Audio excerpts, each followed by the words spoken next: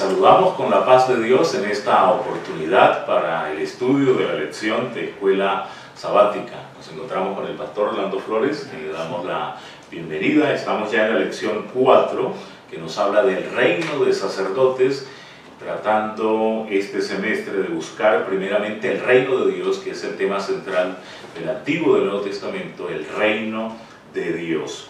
Vamos a comenzar elevando nuestros corazones a Dios. Eterno Padre que estás en el cielo, tu nombre sea bendito por los siglos de los siglos. Te damos gracias por la oportunidad de abrir tu palabra. Que el Espíritu Santo que inspiró a tus siervos, a los profetas, nos inspire también a nosotros para comprender y aplicar el mensaje de tu revelación. Acompáñanos, Señor, en este tiempo. Guíanos, lo pedimos en el nombre del Señor Jesucristo. Amén. Vamos a tener la introducción del pastor Orlando Flores. Bueno, a través de los tiempos sabemos que Dios se compara como la luz, el conocimiento, y Él designó a su pueblo Israel, que significa elegido. Eligió a Israel como depositario de tesoros de la verdad, primer punto, o sea, para depositarle la verdad inestimable para todas las naciones. Segundo punto, le dio su ley. ¿Para qué? Dice, como un estándar del carácter que debía desarrollar ante el mundo y ante los ángeles y ante los mundos no caídos. Debía revelar al mundo las leyes del gobierno del cielo, pero no solamente por enseñanza, sino por ejemplo, por precepto y ejemplo. Debían dar un testimonio decidido de la verdad. Y nos habla dice que la gloria de Dios, su majestad y su poder se tenían que revelar a través de la prosperidad, o sea, verla cómo la gloria de Dios se manifestaba en ellos, su majestad y su poder. Y finalmente Dios quería de ese pueblo sacar un reino de sacerdotes y también de príncipes, y para ello Dios le proporcionó todas las facilidades de convertirse en la nación más grande de toda la tierra.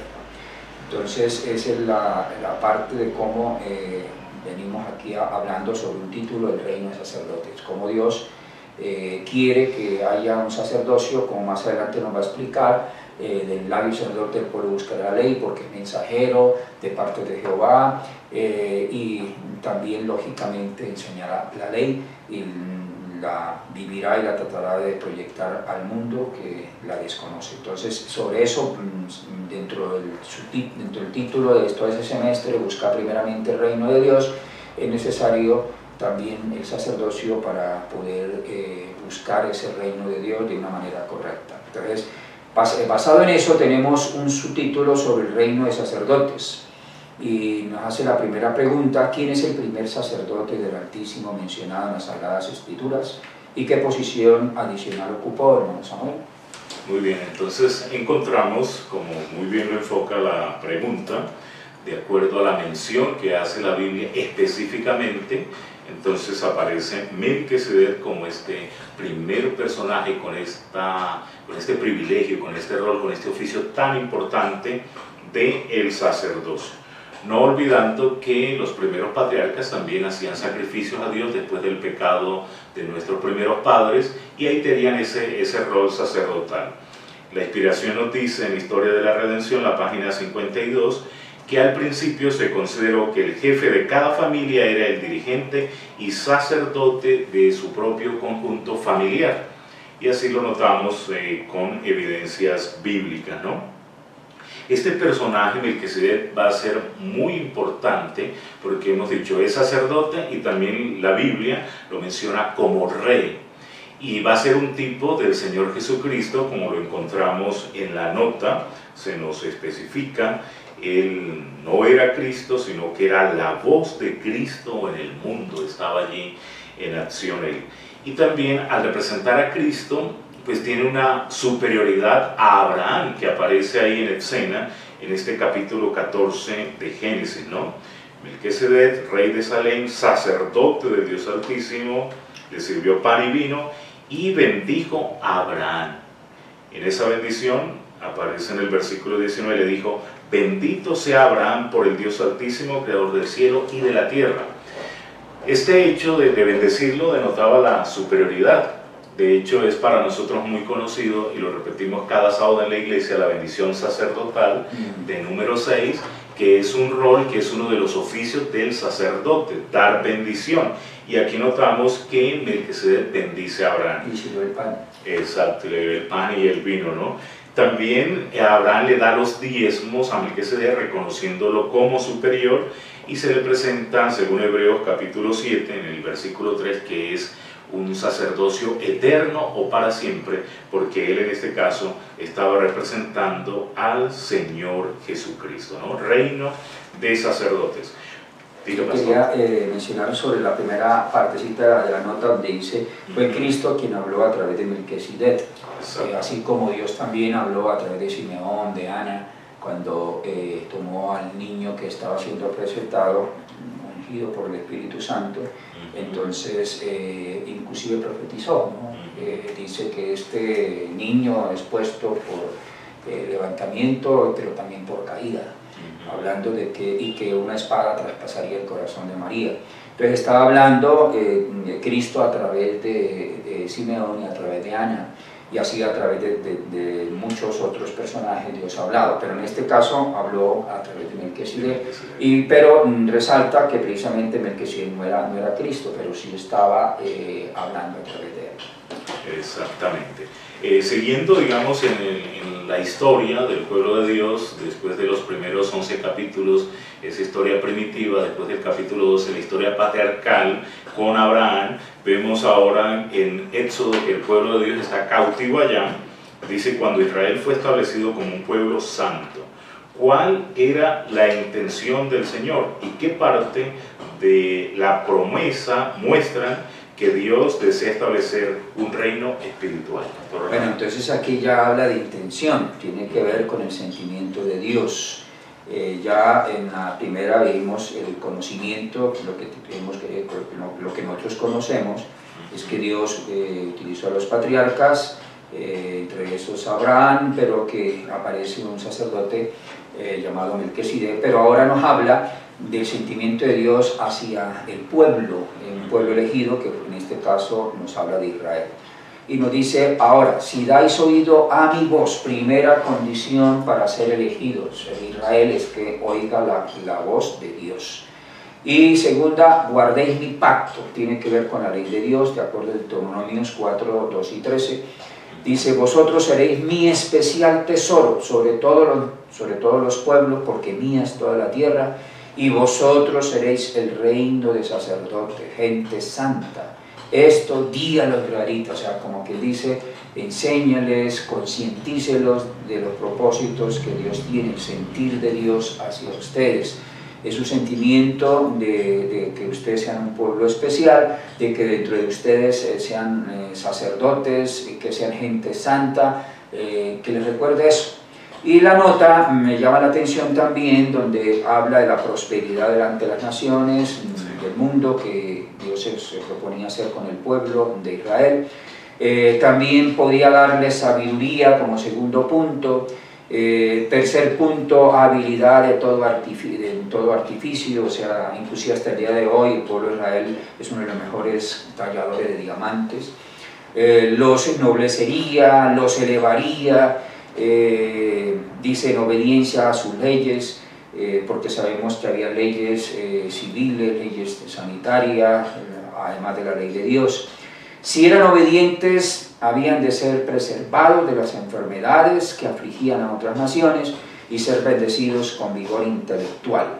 Ser un reino de sacerdotes y de príncipes les proveyó toda clase de facilidades para que llegaran a ser, dice, la más grande nación de toda la tierra. O sea que esa era una promesa, era la intención que él tenía, pero que no solamente se quedó con la intención, sino que lo llevó a cabo.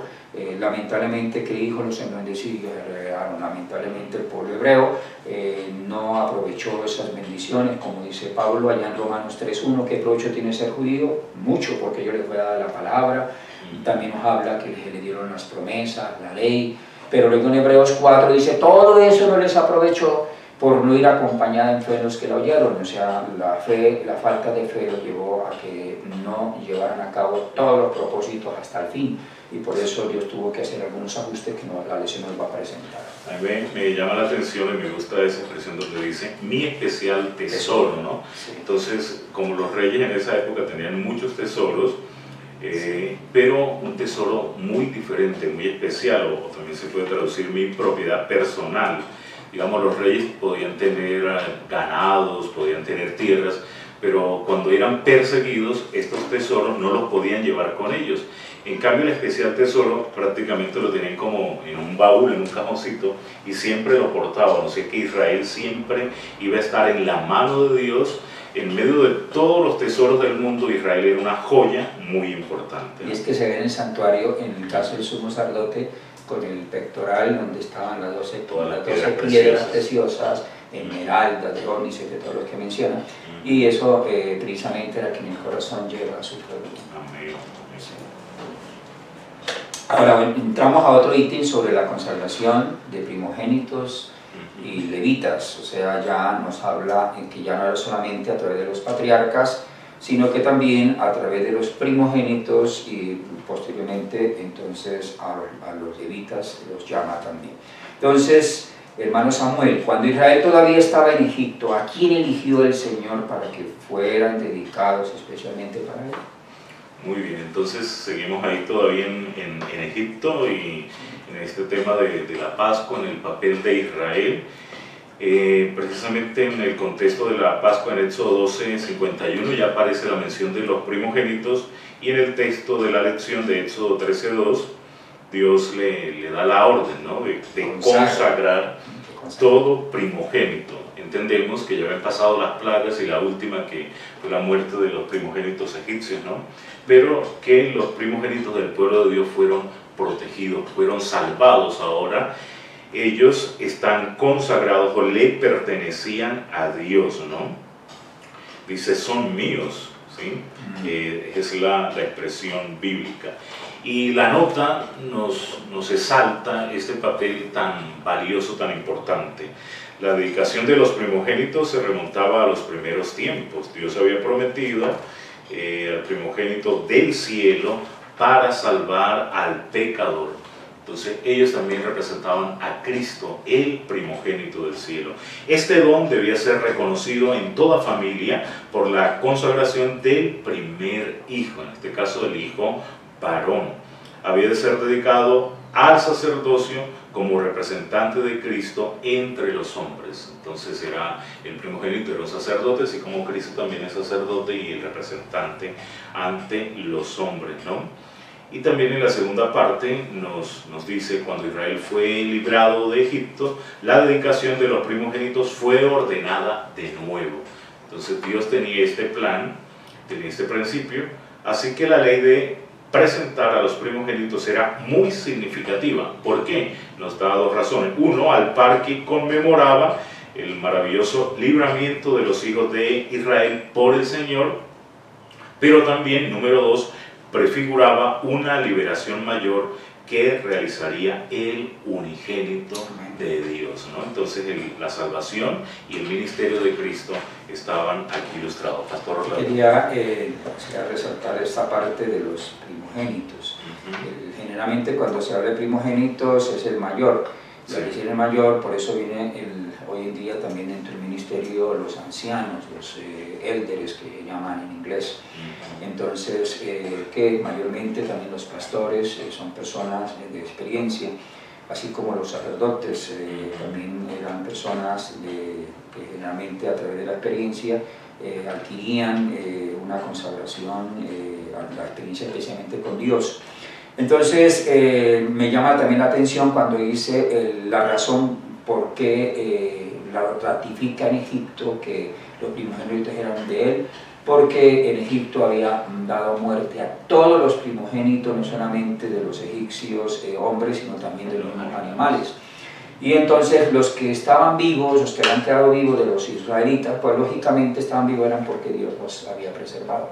Entonces por eso, en base a eso, se ratifica y dice, ellos son míos, porque yo los dejé vivos, no murieron. Entonces, están dedicados para hacer de mi posición directamente, y por eso resalta más adelante que aunque hubo ajustes dentro del orden sacerdotal, ministerial, siempre recalca de que seguían siendo los primogénitos de él, y que si querían librarlos tenían que redimirlos, si querían, querían que no se dedicaran porque ya Dios había hecho ajustes, entonces tenían que redimirse con ofrendas especiales, que generalmente eso últimamente se ha venido olvidando, cuando el primogénito debería dedicarse una ofrenda cuando no está dedicado directamente al santuario, debería redimirse. Muy bien, entonces siguiendo en ese orden de ideas de la consagración de primogénitos y levitas, en la cuarta pregunta dice: cuando el pueblo cayó en una grave apostasía, ¿quién tomó una posición firme a favor del Señor? Y debido a esto, ¿qué tribu fue elegida para dedicarse al servicio y mantenimiento del santuario santo? Entonces hasta aquí hemos podido ver en su orden ministerial los que se relacionan más estrechamente con Dios, los patriarcas, los primogénitos, pero ahora Dios hace un ajuste en relación con un hecho que ocurrió lamentable allá en el capítulo 32 de Éxodo. Nos resalta sobre el becerro que hicieron los dioses que adoraban los egipcios, entre esos estaba el becerro, y allí hubo una cantidad de muertos. Y ahora el Señor le dijo a Moisés que reuniera al pueblo y que hiciera un llamado: ¿quién está de parte de Jehová? Y la única tribu que se puso de parte de Jehová directamente, públicamente, dispuestos a hacer la voluntad de Jehová, fue la tribu de Leví. Dice que para ratificarlo cada uno tomara su espada y que comenzara a ejecutar juicio aún a sus propios hermanos, y tuvieron que ejecutarse. El celo, por el celo del Señor tenía que ejecutarse ese juicio, y allí dice que se consagró. Entonces por eso aquí en Éxodo 32:26 dice: quien está de parte del Eterno, júntese conmigo, y se juntaron con él todos los hijos de Leví. Entonces Moisés le dijo: hoy os habéis consagrado al Eterno para que Él os bendiga hoy. Y luego en Números dice: pondrás a los levitas al servicio de la tienda de reunión, sobre todos los utensilios y pertenencias. Ellos llevarán el santuario, cuando se desarma el santuario, ya lo llevarían después de forrarlos, en fin, todos los utensilios eran transportados por los levitas. Y todos sus utensilios servirán, dice, y todos sus utensilios servirán en él, y asentarán sus tiendas alrededor del santuario. Ellos no podían estar lejos del santuario, sino alrededor del santuario, igual que los sacerdotes. Constituirás a Aarón y a sus hijos para que ejerzan su sacerdocio. O sea, ahora también nos recuerda que además de los levitas vendrían un sacerdocio que tendrían un cargo superior. El extraño que se llegue al santuario directamente morirá. El Eterno dijo también a Moisés: de entre los israelitas he tomado a los levitas en lugar de los primogénitos que abren el seno materno. Los levitas pues son míos. Ahora ya no solamente eran los primogénitos, sino ahora la tribu de Leví eran de él, y que estaban dedicados, dice aquí, en los días de Abraham, por el derecho de nacimiento, el sacerdocio recaía sobre el hijo mayor. Ahora, en lugar del primogénito de todo Israel, el Señor escogió la tribu de Leví para trabajar en el santuario. Dios manifestó su aprobación por la fidelidad a los levitas, tanto por haberse adherido a su servicio como por haber ejecutado también su juicio. No solamente por la resolución de ponerse de parte de Dios, sino que también por la acción que tuvieron que ejecutar el juicio que Dios había proferido sobre los transgresores. Y lo que sigue me llama la atención cuando dice: el sacerdocio, no obstante, se restringió a la familia de Aarón. Aarón y sus hijos fueron los únicos a quienes se les permitió ministrar ante el santuario. Por eso allá en Números 11, cuando la rebelión de Datán y Coré era coatita, de la misma descendencia, porque sabemos que los levitas tuvo Coat, Gerson y Merari. Y los coatitas, de ahí viene Aarón. Entonces, si no eran aronitas, eran de Coat, pero no aronitas, no podían ejercer el sacerdocio, solamente los descendientes de Aarón.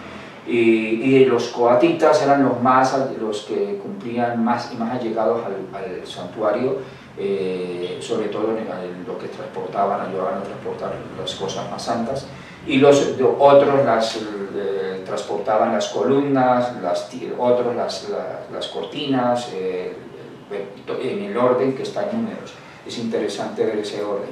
Y sobre todo que los levitas eran los que servían, los que le ayudaban a ejercer el sacerdocio, porque los sacerdotes eran minoritarios en comparación a los levitas, que eran mayoritarios. Entonces estaban para que le ayudaran. Y eso es lo que dice aquí la nota. Dice, el resto de la tribu, o sea, hablando después del resto de los aronitas, de las tribus de Leví, que eran los meraritas, gersonitas y coatitas restantes, al resto de la tribu se le encargó el cuidado del tabernáculo, su mobiliario. Además debían ayudar a los sacerdotes en su ministerio, pero no podían ofrecer sacrificios. Si no eran aronitas, no podían hacer sacrificios, que sí lo hicieron el caso de los patriarcas y también los primogénitos después, que ejercían como sacerdocio. Eran permitidos. Entonces, pero a estos levitas que no eran de la descendencia de Aarón, que no eran sacerdotes, no podían ofrecer sacrificios, ni quemar incienso, ni mirar los santos objetos hasta que tuvieran cubiertos. Por eso tenían que ellos recibir los cubiertos para transportarlos, si no también morían. Debían seguir considerándose a los primogénitos como propiedad del Señor y debían ser redimidos para el rescate, que decía anteriormente. Bueno, pasemos ahora a otro ítem interesante, que es el ministerio de los sacerdotes, ya hablando específicamente del sacerdocio como tal. ¿Qué gran privilegio fue confiado a los sacerdotes, hermano Samuel? ¿Y qué conocimiento debían ser preservado por todos los que fueran honrados al ser sus mensajeros? Entonces tenemos en esta quinta pregunta el ministerio fundamental que ellos van a desempeñar.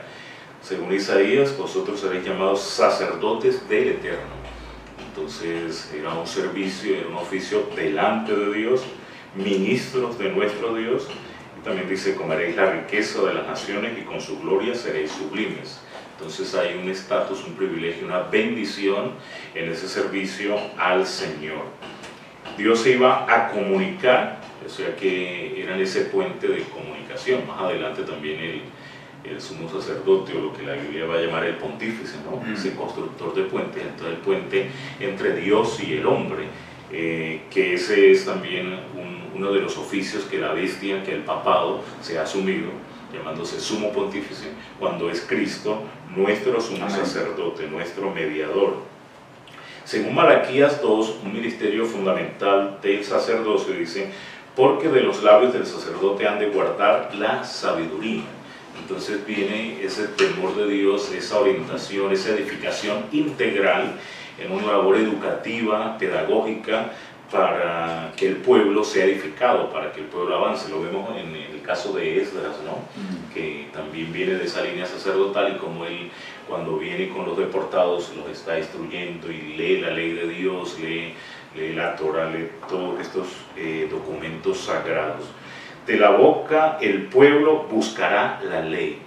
Entonces la ley de Dios tenía ese fundamento, la orientación.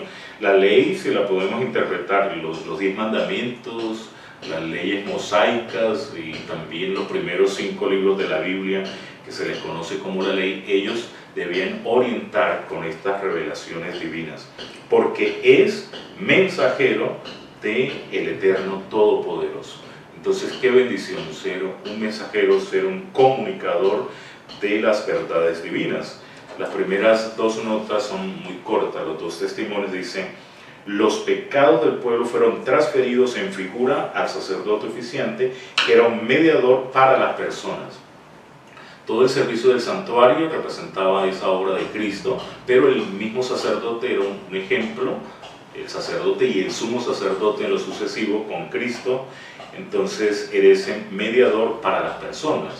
El sumo sacerdote en el efod entonces tenía 2 piedras en los hombros donde estaban 6 nombres y 6 nombres, entonces estaban mediando a favor del pueblo. O en el pectoral también estaban las 12 piedras y los 12 nombres de las tribus de Israel, siempre mediando como Cristo lo hace ante el Padre Celestial.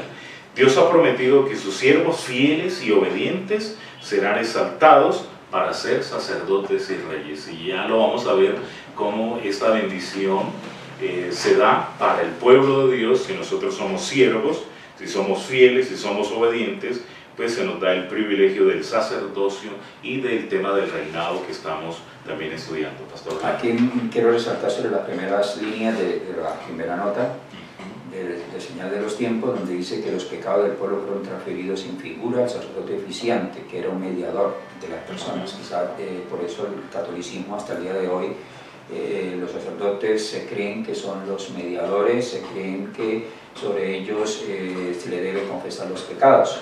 Pero hay que recordar que esto era sombra de lo porvenir, el cuerpo era de Cristo, o sea que los sacerdotes era una figura del sacerdocio que Cristo iba a cumplir.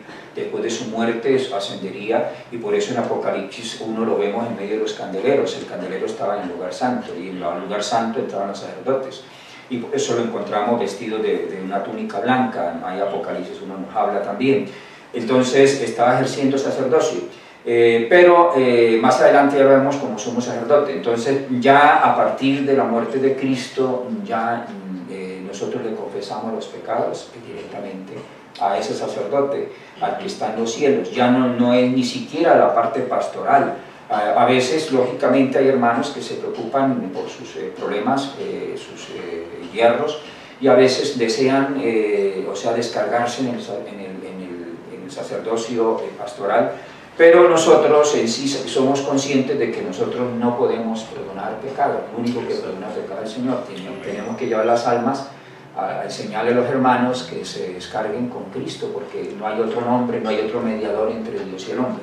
Pero aquí, lamentablemente, hasta el día de hoy, el catolicismo ignora esa parte que el sacerdocio, en cuanto a la mediación, en cuanto a tener que mediar por el pueblo y recibir los pecados, eso ya en el momento que Cristo murió como Cordero de Dios, pasó a ser sacerdote. Ya a nosotros los humanos no estamos llamados a cumplir esa función ya.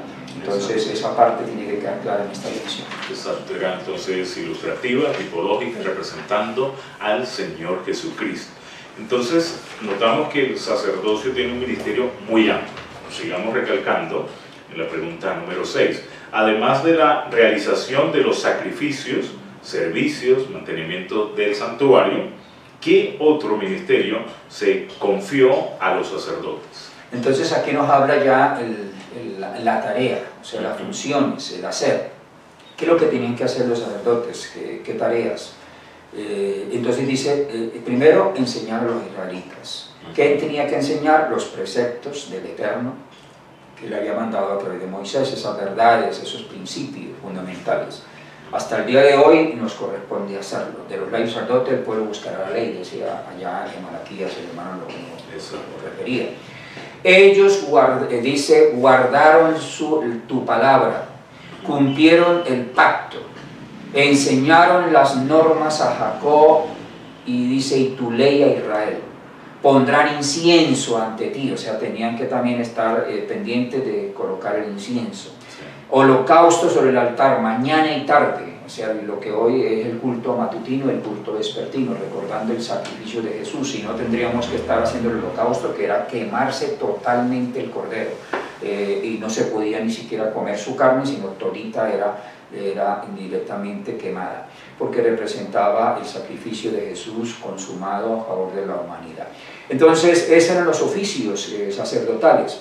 Y eran los preceptos que debían repetirse diariamente en cada hogar. También componer música sagrada, también el poder enseñar a los jóvenes, a los ancianos. Dice que los sacerdotes debían enseñar estos santos preceptos en las asambleas públicas, o sea, en los congresos. Por eso el pastorado tiene que también tener enseñanza en los congresos. Los gobernantes de la tierra debían estudiar diariamente también, y los sacerdotes tenían que estar recordando a los gobernantes que también estudiaran la Torá, estudiaran todo lo concerniente a la ley de Dios. También dice que recibía enseñanza también de los levitas, no solamente los sacerdotes, sino los levitas también tenían que tratar de ayudar en ese punto de enseñar. Bueno, viene otro tópico que ya hemos visto: los patriarcas, hemos visto los primogénitos, la tribu de Leví, y entre la tribu de Leví la parte sacerdotal y sumos sacerdotes, y ahora entramos a un llamado al pueblo de Dios. También es un llamado especial. Dice: según los escritos apostólicos, ¿a quién se extiende la dignidad de un sacerdocio santo, real? ¿Cómo ve usted este privilegio, dado no solo a ciertas personas seleccionadas, sino a cada miembro? El hermano Samuel. Exacto.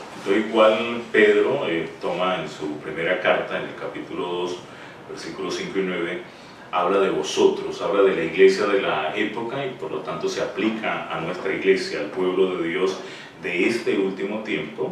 Entonces se lo califica como un sacerdocio santo. Santo sabemos que es separado para un uso santo, para un uso sagrado, consagrados para un ministerio, para un servicio. Entonces Dios quiere que cada uno de nosotros seamos esos sacerdotes, seamos esos mediadores, que representemos a Cristo y que comuniquemos las verdades del Evangelio.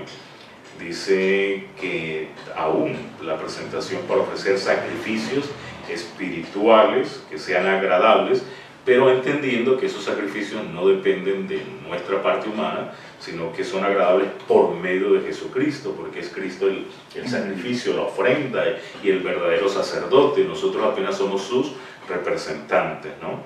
Ya en el versículo 9 habla de ser un real sacerdocio, una nación santa, un pueblo especial.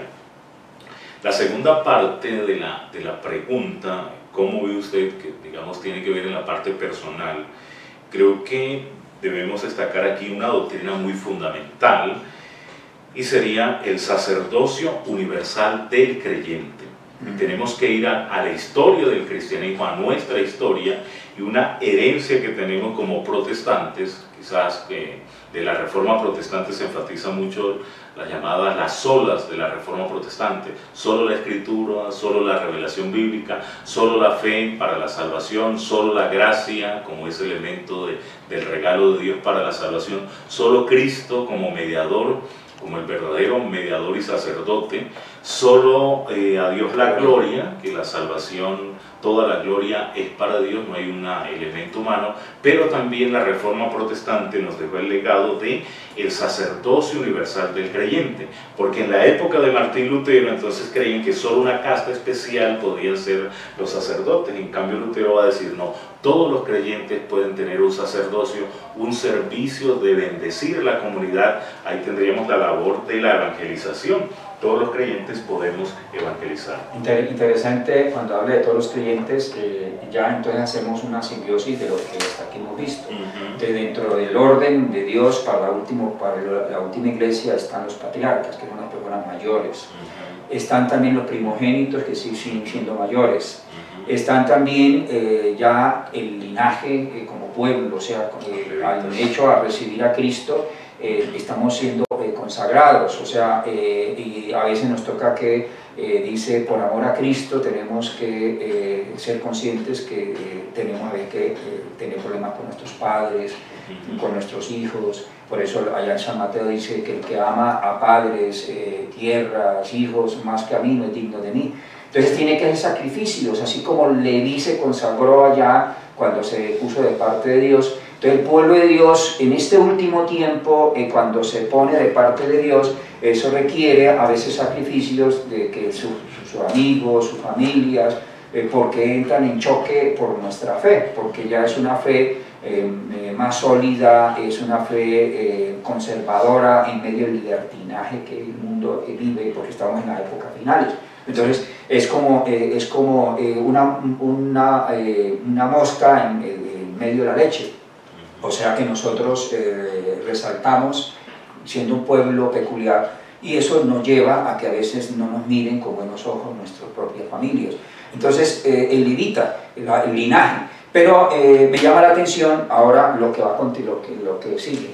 Exacto, vamos a ver entonces la amplitud y ese llamado al pueblo de Dios, ese llamado que involucra a toda la iglesia, donde tendrán el privilegio de servir como sacerdotes y reyes a aquellos que con gozo y fidelidad sirven al Señor aquí en la tierra, y cómo recibirán la gracia y el honor de servir como reyes. Entonces, después de lo que hemos dicho, que Dios nos va llevando etapa por etapa, patriarcas, primogénitos, levitas, sacerdotes, luego el pueblo que tiene que hacer esa simbiosis de siempre respetar al mayor, el primogénito, luego también su parte pastoral, lógicamente el orden, porque hoy en día, basado en el texto anterior, muchos, como los grupos independientes, ya dicen no, que cualquiera puede ser sacerdote, o sea, rompen el orden, y eso no se trata.